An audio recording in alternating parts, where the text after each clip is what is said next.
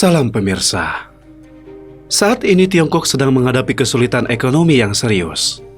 Melalui pertemuan kerja ekonomi Komite Sentral Partai Komunis Tiongkok, pihak berwenang membuat serangkaian perubahan tajam terhadap 3 kebijakan utama mereka.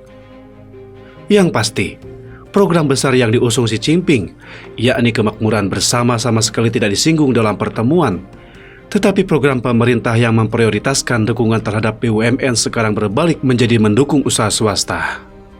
Namun, para cendekiawan percaya bahwa otoritas Beijing berusaha mengendalikan perusahaan swasta tidak akan mengalami perubahan.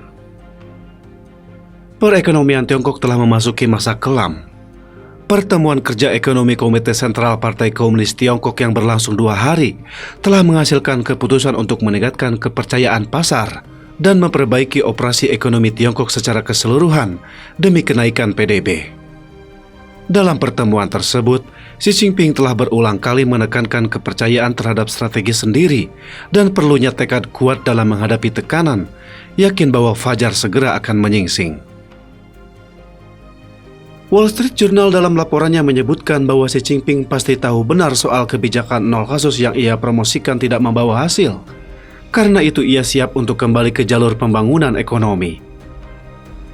Frank Tianxi, seorang profesor di Icahn School of Business di University of South Carolina, Amerika Serikat menjelaskan, serangkaian fenomena dari krisis keuangan baik pusat maupun daerah, kecepatan penurunan ekonomi, penutupan toko-toko, ditambah lagi dengan perlawanan rakyat, saya kira warga sipil Tiongkok telah benar-benar beroposisi dengan rejim.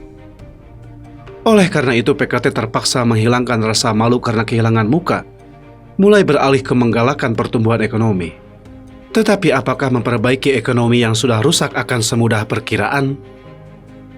Dalam beberapa tahun terakhir, banyak ruang operasi perusahaan teknologi besar Tiongkok telah dikurangi oleh pemerintah, tetapi pertemuan kali ini malahan menekankan perlunya mendukung perusahaan platform dalam memimpin pembangunan, menciptakan lapangan kerja, dan menunjukkan bakat mereka dalam persaingan internasional.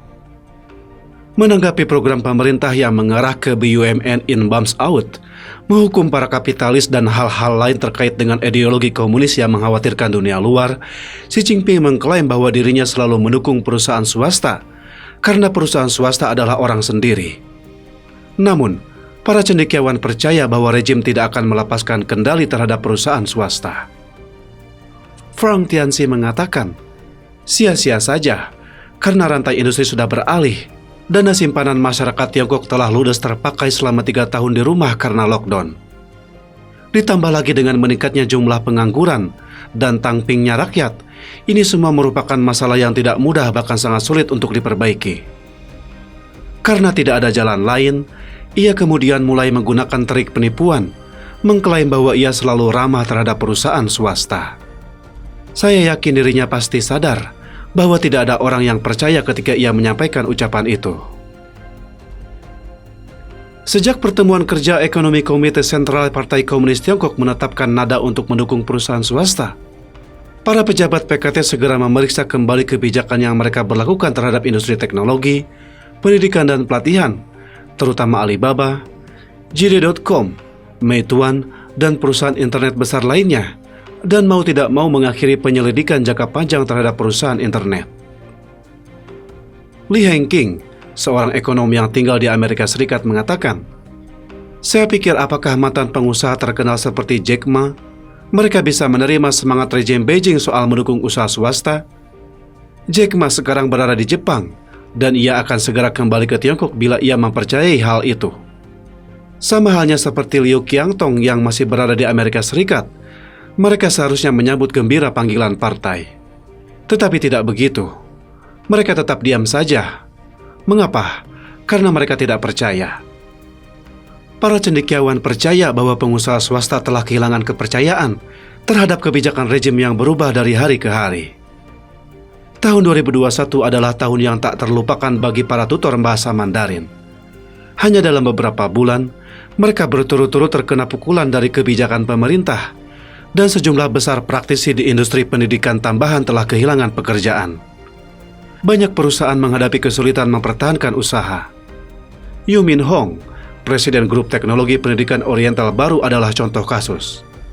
Li Hengqing mengatakan, Mereka disakiti oleh kebijakan Xi Jinping atau kebijakan Partai Komunis Tiongkok.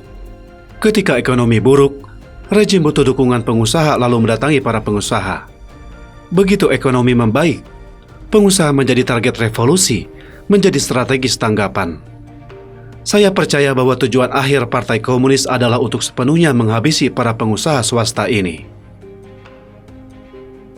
Program kemakmuran bersama yang digembar-gemborkan otoritas PKT dalam beberapa tahun terakhir dianggap oleh dunia luar sebagai kebijakan yang bergerak menuju cita-cita komunisme dengan cara menindas orang-orang kaya dan kelas menengah untuk memakmurkan orang-orang kelas bawah.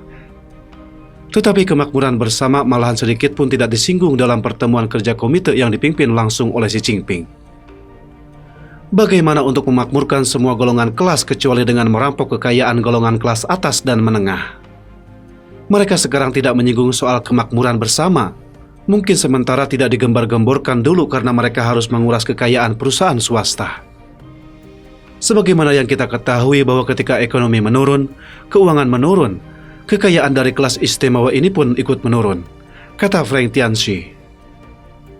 Selain mencabut kebijakan nol kasus secara tiba-tiba, tidak menyinggung soal program kemakmuran bersama, dan merangkul perusahaan swasta, masih ada satu perubahan tajam lainnya yang ditetapkan lewat kebijakan PKT, yaitu perusahaan Tiongkok yang terdaftar di Amerika Serikat sekarang wajib bekerja sama dan mengikuti persyaratan peraturan yang berlaku di Amerika Serikat. Dewan Pengawas Akuntansi Perusahaan Publik Amerika Serikat, Public Company Accounting Oversight Board, PCAOB, menyebutkan bahwa ini adalah untuk pertama kalinya dalam sejarah pihaknya dapat melakukan pemeriksaan secara sepenuhnya terhadap perusahaan Tiongkok yang go publik di Amerika Serikat. Cukup sekian dulu topik kita hari ini. Terima kasih atas perhatiannya.